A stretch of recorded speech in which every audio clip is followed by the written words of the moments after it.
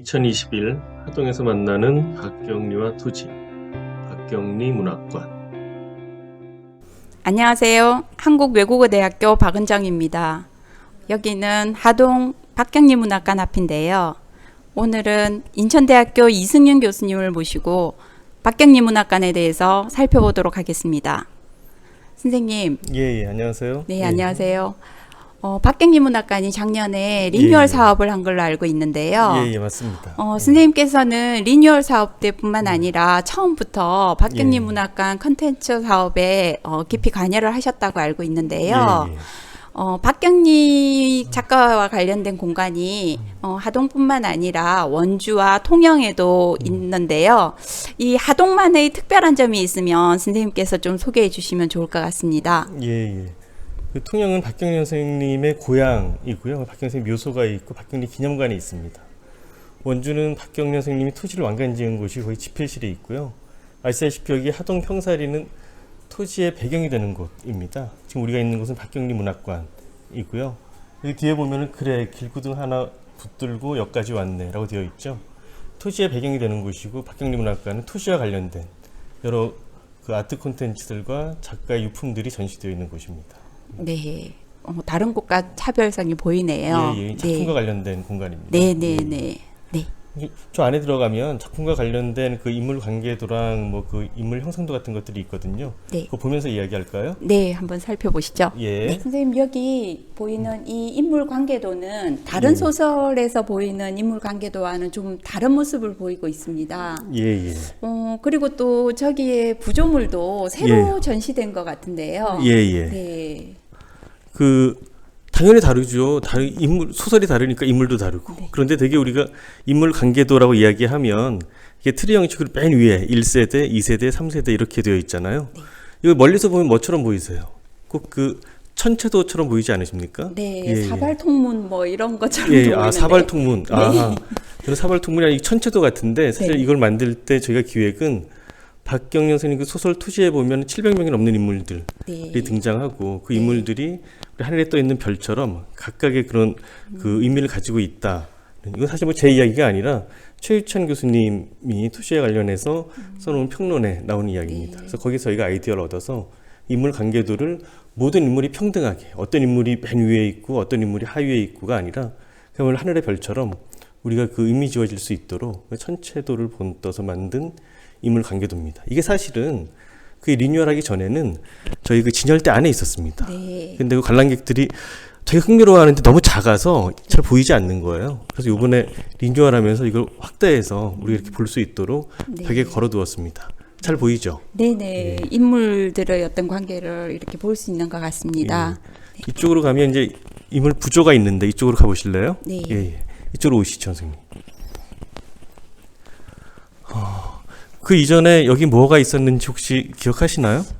여기 인물 형상도가 이쪽에 있었던 걸로 기억하는데요. 맞습니다. 선생님 기억력이 좋으시네요. 여기 인물 형상도가 있었습니다. 근데 저희가 리뉴얼하기 전에 이 안에 전체적인 유품들이나 아니면 아트 콘텐츠들이 너무 모노톤이어서 좀 어둡지 않은가? 라는 생각을 많이 했었어요. 그래서 이번에 새로 그 김봉준 작가님이 만드신 흙, 물, 불을 가지고 만든 흙으로 구운 겁니다. 자연 친화적인 소재를 사용해서 사실은 이게 길이가 아주 긴데 자세히 살펴보시면 토지 1부에서 5부까지의 서사의 중요 대목들이 상징적으로 그려져 있습니다. 그래서 그 민중들의 삶, 농악대, 다음에 독립운동하던 그 당시에 그 동학 잔당들의 모습도 있고요. 지식인들의 모습도 있고요. 그래서 토지를 읽으신 독자들은 이 그림을, 이 부조를 천천히 보시면 토지에 이런 사건들이 있었지, 이런 역사적인 사건들이 있었지, 이런 것들을 확인하실 수 있습니다. 예쁘죠, 선생님? 네, 선생님. 전체적으로 문학관이 커지고 많이 다채로워진 것 같습니다. 인물 형상도도 있습니다. 인물 형상도 보러 갈까요? 가보시죠, 선생님. 지금 부조물이 있는 저곳에 있었던 인물 형상도가 이곳으로 옮겨온 것 같습니다. 토지 인물 형상도는 그 토지 안에 있는 인물들을 여기에 묘사해 놓은 것 같습니다. 토지에는 뭐 좀 전에 선생님께서 말씀하신 것처럼 700여 명의 인물들이 등장하는데요. 예, 예. 그 중에서 특별히 여기 있는 인물들만 이렇게 그려놓은 이유가 있을까요? 예. 어떻게 여기 선발이 되었을까요? 왜 그 700명이 넘는 인물들 중에 왜 이들이 여기 등장하느냐? 네네네. 질문이죠. 좋은 질문입니다. 700명이란 인물이 사실은 박경리 선생님이 다 이렇게 이름을 지어준 인물이 한 명 한 명 해서 700명이 아니고요. 그 700명이라고 이야기할 때는 작가가 창조해낸 허구적인 인물, 그다음에 거기에 등장하는 역사적인 인물, 또 이름을 가지지 못한 뭐 주막에서 만난 늙은이, 혹은 지식인들 사이의 담론에서 누군가 지식인 뭐 그 소설가를 이야기한다. 춘원 이강수가 어땠어? 뭐 일본 소설가 나스메 소세키가 어땠어? 예전에 우리 이순신 장군 있었을 땐 그랬잖아. 그것까지 다 인물 하나하나로 치면 약 700여 명의 인물이 등장합니다. 거길 다 그리고 싶었어요. 근데 그럴 수 없잖아요. 네. 우리가 부조가 그랬던 것처럼. 그래서 여기는 하동 평사리 박경리 문학관이니까 주로 하동 평사리의 지분이 있는 인물들을 가족 사진 컨셉으로 선발한 겁니다. 그래서 사실은 이게 보면 소설은 만화가 아니니까 상상하잖아요. 선생님은 그 서희가 아주 예뻤다고 생각하세요? 아니면 어떻게? 예쁘지 않았나요? 예. 예쁠 것 같습니다. 예, 예뻤다고 생각하시는 분들도 있고, 또 어떤 분은 아주 독하고 표독스럽고 그러지 않을까라고 당연히 독자들의 상상에 맡길 수 있죠. 그러니까 여기 명찰이 없으니까 저 사람이 서일까? 저 사람이 길상일까? 누가 용일까? 우리가 상상하면서 보는 재미도 있고요. 명찰을 달지 않았지만 옆에 보면 작가가 어떻게 이 인물들을 형상화했는지 그 명찰이 붙어 있습니다. 그리고 이거 순전히 작가가 상상해서 그린 것은 아니고요. 구한말 그 시대의 조선인들을 빅데이터에서 그 당시의 인물들과 가장 가까운 형식으로 재현해 놓은 것입니다.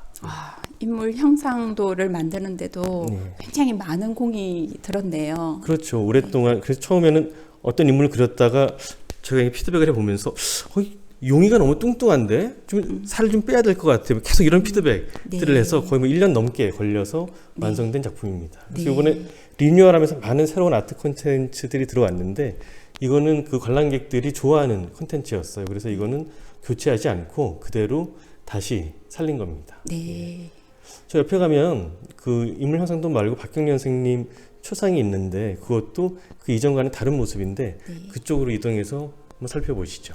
네. 예. 이 조상화는 기존에 못 보던 작품인 것 같아요. 굉장히 젊으신데 이 조상화는 작가 선생님 언제적 모습인가요? 예, 그 예전에는 여기 박경리 선생님 초상화가 있던 자리가 맞습니다. 그래서 입구에 들어오면 바로 박경리 선생님을 저희가 이렇게 마주할 수 있었는데 아까 우리가 그 글귀도 하나 붙들고 여기까지 왔네. 그건 이제 중간에 파티션이 있고요. 그 뒤에 저희가 그 앉힌 겁니다. 이거는 선생님 40대 모습입니다. 그러니까 1926년생이시거든요. 박경리 선생님이 1960년대 후반 때 사진인데 우리가 박경리 작가 박경리 토지의 작가라는 게 너무 또 우리 사회의 원로 너무 크고 무겁고 또 전체적인 톤이 아까 너무 좀 어두웠다고 그랬잖아요. 그래서 박경리 선생님도 아주 젊으셨던 시절이 있었고 또 토지에 보면 박경리 선생님 여고 시절도 나오고요. 그래서 박경리 선생님 젊었을 때 좀 예뻤을 때 모습을 이번에 관람객들에게 보이자 해서 이 박경리 선생님 실제 찍은 사진은 저희가 이재라는 작가가 그대로 다시 재현해 놓은 콘텐츠입니다. 네, 늘 중후한 모습만 보다가 그러니까요. 젊은 모습을 보니까 좋은 것 같습니다. 예전 모습은 저희가 저 안에 보면 박경리 방이 있거든요. 서재를 이렇게 재현해 놓은 거기에 원래 여기 있던 박경리 선생님은 그쪽으로 모셔놓았습니다. 이따 그쪽에 가서 제가 또 설명드리겠습니다. 예. 네. 여기 보이는 것은 지도 같은데요. 선생님, 여기는 무슨 지도인가요? 예, 이게 현재 하동 평사리의 모습을 그 목판화로 제작한 겁니다. 사실 보시면 지도야라는 게 산이 보이니까 지도야. 지리산입니다. 지리산이고 섬진강이고 박경리 문학관이잖아요. 박경리 선생님 작품 속에서 지리산은 여러분 시장과 전장에서도 주요한 배경이 되기도 하고 또 토지에서도 그렇고요. 그러니까 사실 지리산은 희망의 공간이기도 하고 도피의 공간이기도 하고 사실은 하동 평사리에 와서 지리산에 대한 이야기를 빼놓을 수 없죠. 그래서 현재 하동 평사리의 모습을 그대로 놓고 그걸 목판화로 제작한 한 것입니다. 그러니까 다른 곳에서는 없는 하동 평사리 문학관에서만 볼 수 있는 콘텐츠라고 할 수 있습니다. 아, 그렇군요. 근사하죠? 네. 예. 저쪽으로 또 이동해 보시죠, 선생님. 여기는 새로운 공간인 것 같습니다. 박경린 선생님의 뭔가 채취가 묻어 있는 것 같은데요. 예, 맞습니다. 저희 박경리 문학관 안에서 우리 조금 전에 밖에 있는 공간이 토지와 관련된 전시물, 그리고 그 토지가 연재되었을 당시에 뭐 잡지 혹은 단행본, 또 그에 대한 설명 같은 것들이 이 토지방이 있었다면, 이는 박경린 선생님 방입니다. 그래서 지금 저희가 옆에 보이는 게 박경린 선생님 연보인데, 연보를 사진으로 정리해 두었습니다. 그래서 지난번과는 다르게 처음 그 유족의 동의를 얻어서 새로 공개된 귀한 사진들도 있고요. 선생님 그 탄생부터 돌아가실 때까지의 주요 지점들의 기념할 만한 사진들로 연보를 정리해 놓은 것입니다. 이 방 안에는 박경린 선생님이 소중히 쓰시던 유품들도 전시되어 있습니다. 유품 있는 곳으로 가볼까요? 네. 예.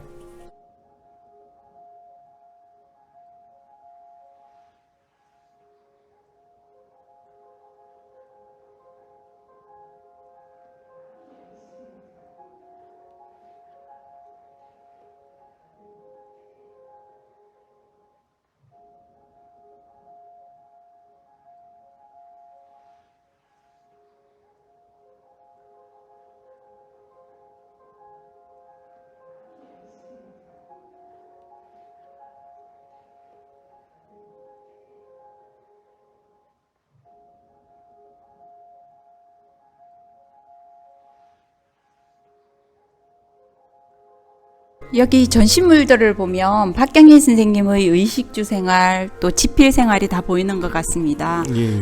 여기 전시물에 대해서 선생님께서 좀 자세히 소개해 주시죠. 예, 여기 아까 말씀드린 것처럼 이 박경린 선생님 방을 재현해 놓은 것인데요. 지금 저희가 목소리가 들리는 것도 그 BGM으로 들리는 것도 박경린 선생님 영상을 저희가 리뉴얼하면서 새로 제작한 겁니다. 그러니까 여러분들 혹시 여기 오시면 한 5분 정도밖에 되지 않은 짧은 동영상이에요. 근데 저희가 아주 심혈을 기울여서 박경린 선생님 출생부터 이제 마지막 모습까지를 잘 요약해서 아주 감동적으로, 저 자신은 되게 감동적이었는데 꼭 보시기를 권해드립니다. 네. 박경린 선생님이 평생에 그 세 가지 보물이 있다고 말씀하셨어요. 하나가 재봉틀, 국어사전, 그 다음에 통영나비장입니다. 그래서 국어사전이 박경린 선생님의 당신의 문학을 상징하는 것이고, 우리가 저 입구에 있는 거 봤습니다. 그 다음에 재봉틀이 박경린 선생님의 일상이고요. 그 다음에 통영나비장이 통영이 박경린 선생님 고향이기도 하잖아요. 통영나비장이 예술을 상징하는 것. 그래서 늘 이 재봉틀과 국어사전과 나비장은 가까이 두고 쓰셨어요. 그래서 지금 저희가 보고 있는 이 벽부장 있는 공간이 예전에는 작은 모니터가 있던 공간인데, 여기를 이제 그 벽부장으로 만들어서 박경린 선생님이 아끼시던 그 통영나비장이랑 실제 쓰시던 재봉틀입니다. 재봉틀을 저희가 이렇게 볼 수 있도록 했고요. 저기 그 걸려있는 옷 예쁘지 않나요?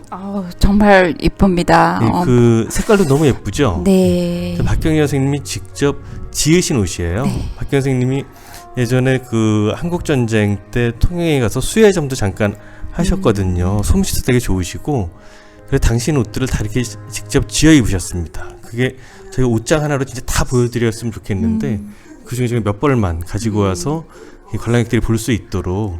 그래서 여러분들이 오시면, 이 방에 들어오시면 박경린 선생님이 어떻게 집필 생활을, 이제 어떤 문방 구도를 가지고 어떻게 하셨는지, 또 아끼시던 유품들이 뭐가 있는지를 다 확인하실 수 있습니다.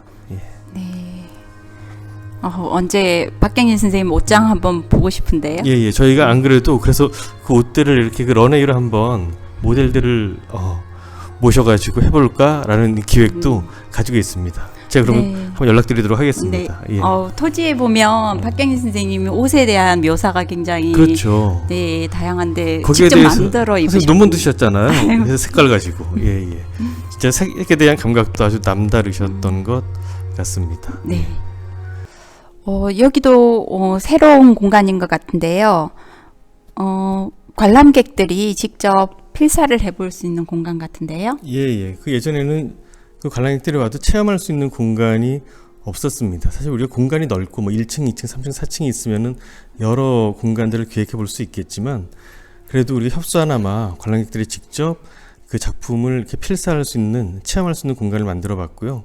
그리고 그 이전의 공간과 다른 건 제 뒤로 보이는 그 조문환 선생님의 그 바람의 지문이라는 사진. 조문환 선생님이 이쪽 하동 작가분이세요. 사진도 찍으시고 직접 시도 쓰시고. 그래서 이 박경리 문학관이 단순히 외부 관람객들을 위한 공간이 아니라 이 하동 평사리 주민들이 참여할 수 있는 공간으로 만들려고 애를 썼습니다. 아쉬운 건 그런 평사리에서 활동하시는 시인분들이나 소설가분들이나 작가분들의 그 콘텐츠들을 더 많이 소개할 수 있었으면 좋았을 텐데, 박경리 문학관이니까 박경리 선생님이 집중하고 좀 더 그런 공간들이 마련되었으면 하는 바람입니다. 예. 네. 오늘 간단하게나마 박경리 문학관에 대해서 알아봤는데요. 마지막으로 이 박경리 문학관의 활용이라든지 아니면 아직 와보시지 않은 분들에게 해주시고 싶은 말씀이 있으면 간단히 듣고 마무리하도록 하겠습니다. 예. 그 다른 공간이랑 다르게 제가 모두에 말씀드린 것처럼 토지와 관련된 아트 콘텐츠들, 작품을 우리가 텍스트로만 보는 것이 아니라 작가의 유품이나 또 그동안 연재되었던 그 단행본들이나 이런 것들을 확인하면서 그 입체적으로 좀 더 체험할 수 있는 공간으로 박경리 문학관을 권해드리고요. 박경리 문학관뿐만이 아니라 여기는 그야말로 원스톱으로 토지 마을이 있고 최참판댁도 있고 아까 지리산도 있고 섬진강도 있고 그야말로 그 1박 2일, 2박 3일로 오셔서 작가와 작품을 만끽하실 수 있는 공간입니다. 예. 네, 많은 분들이 오셔서 이 박경리 문학관을 즐기셨으면 좋겠습니다. 예.